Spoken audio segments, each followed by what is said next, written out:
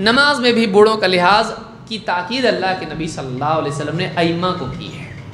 آپ صلی اللہ علیہ وسلم نے فرمایا اذا ام احدکم الناس، سوچی کتنا خیال رکھا ہمارے نبی صلی اللہ علیہ وسلم نے، عبادت میں بھی ان کا خیال رکھ تو باقی چیزوں میں کتنا رکھنا چاہیے۔ امام سے کہا اذا ام احدکم الناس، تم میں سے جب کوئی لوگوں کی امامت کرے فلیخفف، ہلکی نماز پڑھائے، ہلکی نماز پڑھائے۔ کیوں؟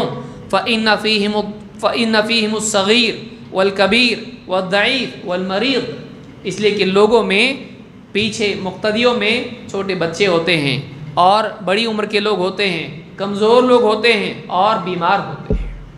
بچے ہوتے ہیں ماؤں کے ساتھ میں، اور اسی طرح سے اس میں بوڑھے لوگ ہوتے ہیں، اس میں کمزور لوگ ہوتے ہیں، اس میں بیمار لوگ ہوتے ہیں۔ لمبی لمبی نمازیں پڑھائے گا ان کو تکلیف ہوگی، ان کو اپنی عبادت سے تکلیف مت پہنچائے۔ عبادت کے ذریعے سے ایک امام بوڑھوں کو تکلیف نہیں پہنچا سکتا ہے۔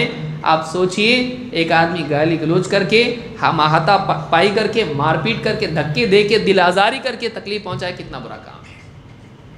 نماز سے تکلیف مت دو، نماز سے تکلیف مت دو، ہلکی نماز پڑھاؤ۔